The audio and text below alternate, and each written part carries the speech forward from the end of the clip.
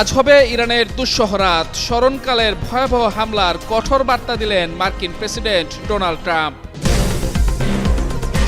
আমিরাতের আল ধাফরা বিমান ঘাঁটিতে ইরানের হামলা, মার্কিন স্যাটেলাইট যোগাযোগ কেন্দ্র ক্ষতিগ্রস্ত। আরব দেশগুলোতে হামলা নিয়ে ইরানের স্পষ্ট বার্তা, আক্রান্ত না হলে হামলা করা হবে না বললেন ইরানের প্রেসিডেন্ট। যুদ্ধের মধ্যেই দ্বিতীয়বারের মতো ভূমিকম্পে কাঁপল ইরান, তবে মেলেনি ক্ষয়ক্ষতি বা হতাহতের খবর। ইরান যুদ্ধ নিয়ে হিসেব কষছে চীন, মধ্যপ্রাচ্য পরিস্থিতি নিয়ে উদ্বিগ্ন বেইজিং। মধ্যপ্রাচ্যের চলমান যুদ্ধ পরিস্থিতি ক্রমে উত্তপ্ত হয়ে উঠছে। এর মধ্যে ইরানের প্রেসিডেন্ট মাসুদ পেজেশকিয়ানের মন্তব্যের জেরে কঠোর বার্তা দিয়েছেন মার্কিন president Donald Trump. Truth social প্ল্যাটফর্মে দেয়া এক বার্তায় ট্রাম্প বলেন, ইরান তার মধ্যপ্রাচ্যের প্রতিবেশীদের কাছে ক্ষমা চেয়েছে এবং আত্মসমর্পণ করেছে ও প্রতিশ্রুতি দিয়েছে যে আর তাদের দিকে গুলি চালাবে না। তিনি বলেন, যুক্তরাষ্ট্র ও ইসরায়েলের অবিরাম হামলার কারণে এই প্রতিশ্রুতি দেওয়া হয়েছে। এর আগে ইরানের প্রেসিডেন্ট মাসুদ পেজেশকিয়ান আশেপাশের দেশে হামলা চালানো নিয়ে দুঃখ প্রকাশ করেন।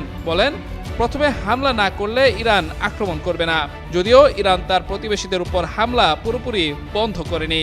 এদিকে পোস্টের পরের অংশে ট্রাম্প বলেন, আজ ইরানকে খুব কঠিনভাবে আঘাত করা হবে। তিনি লিখেন, সম্পূর্ণ ধ্বংস আর নিশ্চিত মৃত্যুর জন্য গুরুতরভাবে বিবেচনাধীন রয়েছে এমন সব এলাকা ও ব্যক্তি গোষ্ঠী যাদের এই মুহূর্ত পর্যন্ত লক্ষ্য হিসেবে ধরা হয়নি।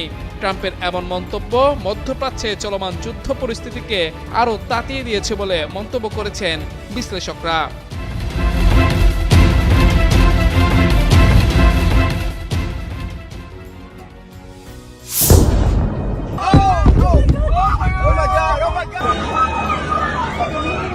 এবার সংযুক্ত আরব আমিরাতের ইউএই আল দাফরা বিমান ঘাঁটিতে হামলা চালিয়েছে ইরান। শনিবার দুপুরে ওই হামলা চালানো হয়েছে। ইরানের সংবাদ সংস্থা তাসনিম নিউজ এজেন্সির প্রতিবেদনে বলা হয়েছে, দেশটির ইসলামী বিপ্লবী গার্ড কবস আইআরজিসির আরব আমিরাতের আল দাফরা বিমান ঘাঁটিতে ড্রোন হামলা চালিয়েছে। হামলায় একটি মার্কিন স্যাটেলাইট যোগাযোগ কেন্দ্র, সতর্কীকরণ এবং ফায়ার কন্ট্রোল রাডার ক্ষতিগ্রস্ত হয়েছে। কাতার ভিত্তিক সংবাদ মাধ্যম আল জাজিরা তাৎক্ষণিকভাবে এই বিবৃতির সত্যতা যাচাই করতে পারেনি। এখনো পর্যন্ত এই বিষয়ে সংযুক্ত আরব আমিরাতের কোনো মন্তব্য আসেনি। গত 28 ফেব্রুয়ারি যুক্তরাষ্ট্র ও ইসরায়েল ইরানে যৌথ হামলা শুরু করে। ইরানের রাজধানী তেহরানে চালানো হামলায় দেশটির সর্বোচ্চ নেতা আয়াতুল্লাহ আলী খামেনি সহ বেশ কয়েকজন শীর্ষস্থানীয় কর্মকর্তা নিহত হন। জবাবে ইসরায়েলে পাল্টা হামলা শুরু করে ইরান। পাশাপাশি মধ্যপ্রাচ্যের বিভিন্ন দেশে মার্কিন ঘাঁটি সহ বিভিন্ন স্থানে হামলা চালিয়ে যাচ্ছে ইরানের বিপ্লবী গার্ড বাহিনী।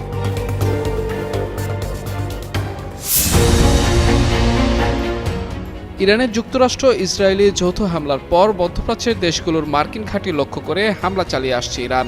এতে সেসব দেশের সঙ্গে কূটনৈতিক সম্পর্কে শীতলতা তৈরি হয়েছে। তবে এবার প্রতিবেশী দেশগুলোর জন্য নতুন বার্তা দিয়েছেন ইরানের প্রেসিডেন্ট মাসুদ পেজেশকিয়ান। প্রতিবেশী দেশগুলোতে সাম্প্রতিক হামলার জন্য দুঃখ প্রকাশ করেছেন তিনি। একই সঙ্গে ঘোষণা দিয়েছেন, প্রতিবেশী দেশের ভূখণ্ড থেকে ইরানে আঘাত না এলে আর হামলা করা হবে না। শনিবার রাষ্ট্রীয় টেলিভিশনে সম্প্রচারিত এক ভিডিও বার্তায় এ বার্তা দিয়েছেন ইরানের প্রেসিডেন্ট। তিনি বলেন, যেসব প্রতিবেশী দেশ হামলার শিকার হয়েছে তাদের কাছে ক্ষমা চাওয়া প্রয়োজন বলে মনে করে ইরান। পেজেশকিয়ান আরও বলেন, প্রতিবেশী দেশগুলোতে হামলা চালানোর কোনো আগ্রহ নেই ইরানের। এখন থেকে কোনো প্রতিবেশী দেশ ইরানের উপর আগে হামলা না চালালে তাদের উপর আক্রমণ করা হবে না। এ সময় তিনি সতর্ক করে বলেন, তবে যারা এ মুহূর্তকে কাজে লাগিয়ে ইরানের উপর আক্রমণ চালানোর কথা ভাবছে তারা যেন সাম্রাজ্যবাদের পুতুলে পরিণত না হয়।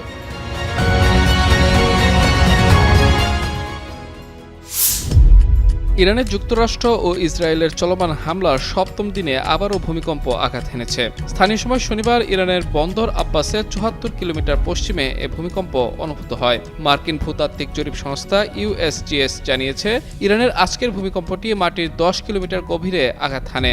রিক্টার স্কেলে এর মাত্রা ছিল ৪.১। তবে ভূমিকম্পের পর প্রাথমিকভাবে কোনো ক্ষয়ক্ষতি বা হতাহতের খবর পাওয়া যায়নি। এর আগে গত মঙ্গলবার ইরানের গেরাস অঞ্চলে ৪.৩ মাত্রার একটি ভূমিকম্প আঘাত হেনেছিল। ইউএসজিএস জানিয়েছে, ওই ভূমিকম্পের গভীরতা ছিল মাটির ১০ কিলোমিটার গভীরে। এদিকে ইরানের বিরুদ্ধে ইসরায়েল ও যুক্তরাষ্ট্রের হামলা শনিবার সপ্তম দিনে গড়িয়েছে। দেশ দুটি যৌথভাবে ইরানের উপর ব্যাপক হামলা অব্যাহত রেখেছে। মার্কিন প্রেসিডেন্ট ডোনাল্ড ট্রাম্প ঘোষণা দিয়েছেন যে ইরান পুরোপুরি আত্মসমর্পণ না করা পর্যন্ত এই যুদ্ধ চলবে। অন্যদিকে পাল্টা জবাব দেওয়ার কঠোর হুঁশিয়ারি দিয়ে রেখেছে ইরান। যুক্তরাষ্ট্রের আকাশ প্রতিরক্ষা ব্যবস্থায় ভয়াবহ আঘাত হেনেছে ইরান। যুক্তরাষ্ট্রের মুওয়াফাক সলতি বিমান ঘাঁটিতে অবস্থিত মার্কিন সামরিক বাহিনীর গুরুত্বপূর্ণ AN/TPY-2 রাডারটি ইরানি হামলায় সম্পূর্ণ ধ্বংস হয়ে গেছে। উপগ্রহ চিত্রে RTX কর্পোরেশনের তৈরি এই বহুমূল্য সরঞ্জামের ক্ষয়ক্ষতির প্রমাণ মিলেছে, যা পরবর্তীতে মার্কিন কর্মকর্তাদের বক্তব্যেও নিশ্চিত করা হয়।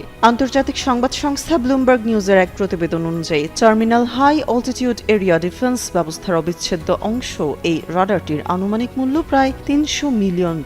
উচ্চ স্তরের ব্যালিস্টিক ক্ষেপণাস্ত্র শনাক্ত ও ধ্বংস করতে এই প্রযুক্তিটি অনেক বেশি কার্যকর। থার্ড ব্যাটারির এই ক্ষতিতে ওই অঞ্চলে ক্ষেপণাস্ত্র প্রতিরোধের মূল দায়িত্ব এখন পেট্রিয়ট ব্যবস্থার উপর বর্তাবে। তবে বিশেষজ্ঞদের মতে পেট্রিয়ট ক্ষেপণাস্ত্রের মজুদ কমে আসায় সামগ্রিক প্রতিরক্ষা ব্যবস্থা এখন তীব্র চাপের মুখে। পুরো বিশ্বে যুক্তরাষ্ট্রের হাতে মাত্র 8টি থার্ড ব্যবস্থা রয়েছে। প্রতিটি ব্যাটারির গড় মূল্য $1 বিলিয়ন। এই সম্পদগুলো বিরল ও কৌশলগতভাবে গুরুত্বপূর্ণ হওয়ায় এর ক্ষতি পেন্টাগনের জন্য উদ্বেগের কারণ হয়ে দাঁড়িয়েছে। উদ্ভূত পরিস্থিতি মোকাবেলায় হোয়াইট হাউস ইতোমধ্যে লকহিড মার্টিন ও RTX এর মতো বড় প্রতিরক্ষা সংস্থাগুলোর সঙ্গে জরুরি বৈঠক করছে। দ্রুত উৎপাদন বাড়িয়ে শূন্যতা পূরণের চেষ্টা চালাচ্ছে মার্কিন প্রশাসন। সর্বোচ্চ নেতা আয়াতুল্লাহ আলী খামেনির হত্যার প্রতিশোধ নিতে মরিয়া ইরান। দেশটির একের পর এক মিসাইলে বিধ্বস্ত হচ্ছে ইসরায়েলের শহরগুলো। একই পরিণতি ভোগ করতে হচ্ছে মধ্যপ্রাচ্যে থাকা মার্কিন ঘাঁটিগুলোরও। ইরানের আগ্রাসী পাল্টা হামলায় যেন বিপাকে পড়েছে যুক্তরাষ্ট্র। ইরানের নিখুঁত পাল্টা হামলার জন্য এবার রাশিয়াকে দুষলেন মার্কিন প্রতিরক্ষামন্ত্রী পিট হেগসেথ। তার দাবি, মধ্যপ্রাচ্যে মার্কিন সামরিক তৎপরতা নিয়ে রাশিয়া ইরানকে গোয়েন্দা তথ্য দিচ্ছে। যুক্তরাষ্ট্র সবকিছু ট্র্যাক করছে এবং সেসব মাথায় রেখেই যুদ্ধের পরিকল্পনা সাজানো হচ্ছে। শুক্রবার CBS নিউজের 60 মিনিট অনুষ্ঠানে তিনি এসব কথা বলেন। হেগসেথ জানান, যুক্তরাষ্ট্রের জনগণ নিশ্চিন্ত থাকতে পারেন, কে কার সঙ্গে কথা বলছে সে বিষয়ে তাদের কমান্ডার ইন চিফ পুরোপুরি অবগত। প্রকাশ্যে বা গোপনে যাই ঘটুক না কেন তার কড়া জবাব দেওয়া হচ্ছে। যুক্তরাষ্ট্রের কাজ হলো শত্রুকে বিপদে ফেলা। এখন শুধু সেই সব ইরানিদের চিন্তিত হওয়া উচিত যারা বেঁচে থাকার আশা করছেন। এর আগে CBS নিউজকে এক জ্যেষ্ঠ মার্কিন কর্মকর্তা জানান, রাশিয়া মধ্যপ্রাচ্যে যুক্তরাষ্ট্রের অবস্থান নিয়ে ইরানকে গোয়েন্দা তথ্য সরবরাহ করছে। অন্যদিকে ক্রেমলিন জানিয়েছে, রাশিয়ার প্রেসিডেন্ট ভ্লাদিমির পুতিন ইরানের প্রেসিডেন্ট মাসুদ পেজেশকিয়ানের সঙ্গে ফোনে কথা বলছেন। তিনি ইরানের সর্বোচ্চ নেতা আয়াতুল্লাহ আলী খামেনি নিহত হওয়ার ঘটনায় সমবেদনা জানিয়েছেন এবং সংশ্লিষ্ট সব পক্ষের প্রতি যুদ্ধ বন্ধের আহ্বান জানিয়েছেন। ইরানে আজ রাতে বৃহত্তম বোমা বর্ষণের কঠোর হুঁশিয়ারি দিয়েছে যুক্তরাষ্ট্র। মার্কিন অর্থমন্ত্রী স্কট বেসেন্ট এক সাক্ষাৎকারে জানিয়েছেন, শনিবার রাতে ইরানের উপর এই যাবৎকালের বৃহত্তম বোমা বর্ষণ কর্মসূচি পরিচালিত হতে যাচ্ছে।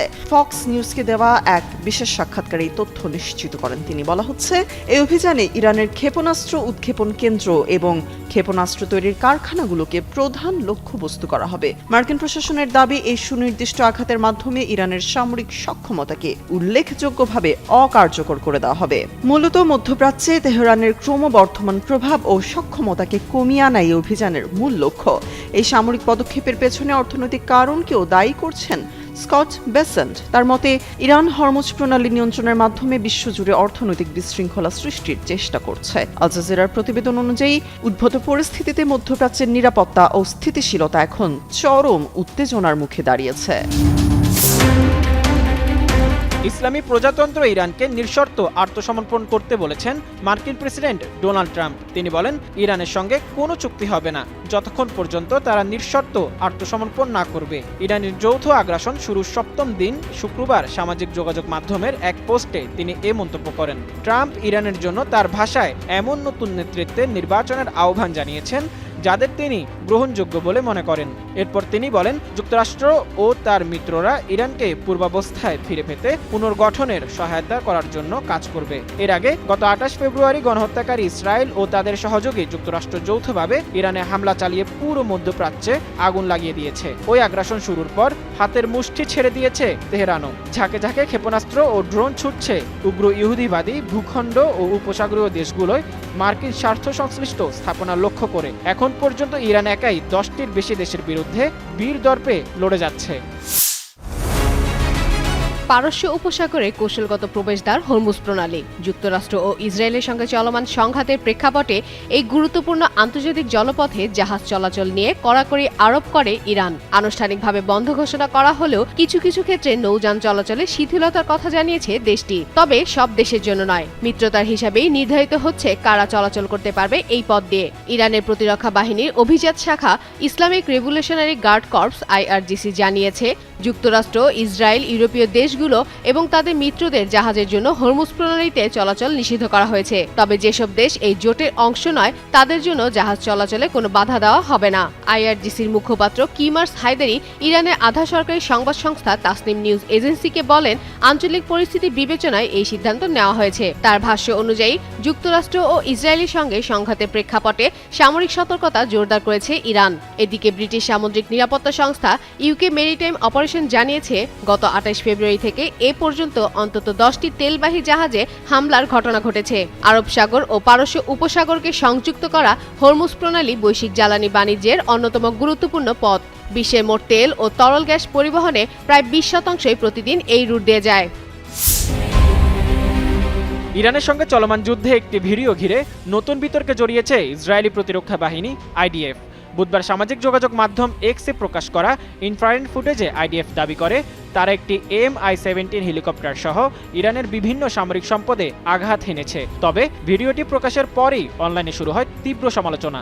অনেক ব্যবহারকারী দাবি করেন, ভিডিওতে যে লক্ষ্যবস্তুতে হামলা করা হয়েছে তা আসলে কোনো বাস্তব হেলিকপ্টার নয়, বরং মাটিতে আঁকা একটি হেলিকপ্টারের ছবি। এক ব্যবহারকারী মন্তব্য করেছেন, যদি সত্যিকারের হেলিকপ্টার হতো তাহলে বোমা হামলার পর পাখাগুলোকে হামলার আগের মতো একই রকম দেখা যেত না। তোমরা একটি ছবিতে বোমা মেরেছ, বেকুব কোথাকার, এমনটি জানিয়েছে NDTV।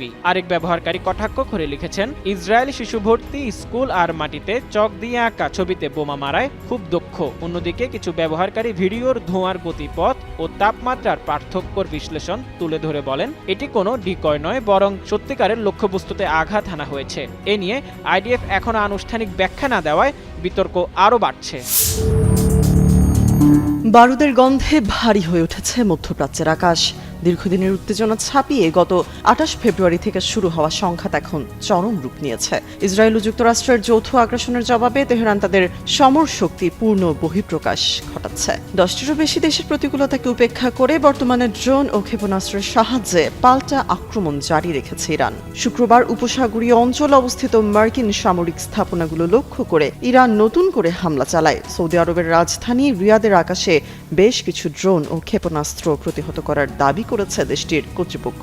তবে শহরের বিভিন্ন প্রান্তে বিকট বিস্ফোরণের শব্দ জনমনে আতঙ্ক সৃষ্টি করেছে।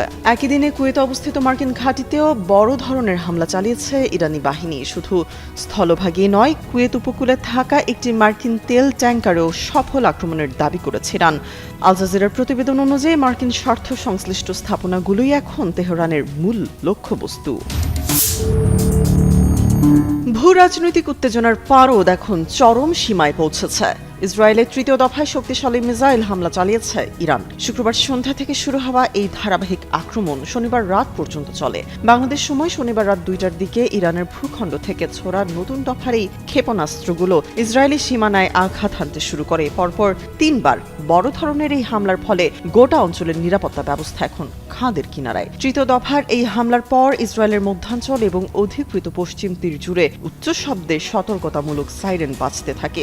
গভীর রাতে সাইরেন বেজে উঠলে আতঙ্কে সাধারণ মানুষ দিকবিদিক নিরাপদ আশ্রয় কেন্দ্র ও বাংকারের দিকে ছুটতে থাকেন। কম সময়ের ব্যবধানে এই সুপরিকল্পিত ও বিধ্বংসী আক্রমণ ইসরায়েলের অত্যাধুনিক আকাশ প্রতিরক্ষা ব্যবস্থার উপর প্রচণ্ড চাপ সৃষ্টি করেছে। সামরিক বিশ্লেষকদের মতে ইরানের এই অনর অবস্থান একটি দীর্ঘমেয়াদী ও ভয়াবহ আঞ্চলিক যুদ্ধের ইঙ্গিত দিচ্ছে।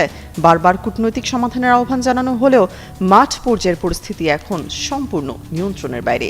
বিশ্ব নেতারা উদ্বেগের সাথে এই পাল্টাপাল্টি সংঘাত পর্যবেক্ষণ করছেন। বিশ্লেষকদের মতে এই আক্রমণ কেবল সামরিক সংঘাত নয়, বরং সমগ্র মধ্যপ্রাচ্যের স্থিতিশীলতাকে এক চরম অনিশ্চয়তার মুখে ঠেলে দিয়েছে।